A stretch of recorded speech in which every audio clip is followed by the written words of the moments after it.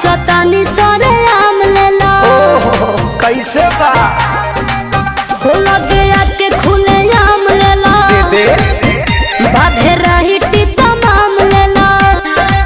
न time waste करो test अभी टटके है बे अरे टटके है बे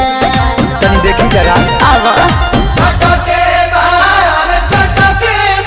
तोहरा आम के सवाद गोरी खटके बा बाकी हटके बा तोहरा आम के सवाद बड़ी खटके बा बाकी हटके बा तनी चिखा ना दो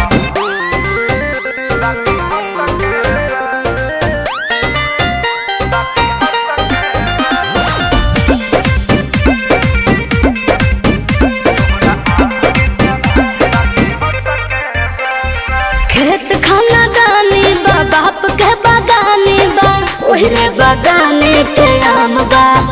ले लो भर झोरा सस्ते ही दाम बा बात राइट बा एक बाइट में लोग के पता तो चलिए जाए आ? तोहरा चीज के न कवनो जवाब बाटे जवाब बाटे हिसाब बाटे चलो तहरा खाती दू चार पैसा घट के बा अरे घट के बा हाँ तो दे दो चलो छोड़ दी चटके बा अरे चटके बा अरे तोरा आम के सवाद गोरी खटके बा बाकी हटके बा अच्छा आम के सवाद बड़ी खटके बा बाकी हटके बा कौन छुछू लागत रे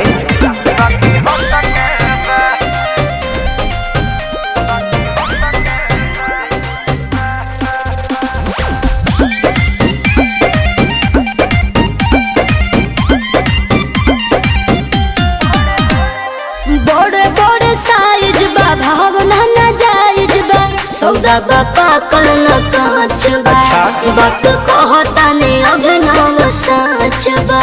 अच्छा तो सुनो हाँ हो तोहरा लंगड़ा के तगड़ा सवाद बाटे जिंदाबाद बाटे जिंदाबाद बाटे सारे राहुल होई फिर जुस मटक बा अरे मटक बा हाँ तो पहुँच जाए रे सही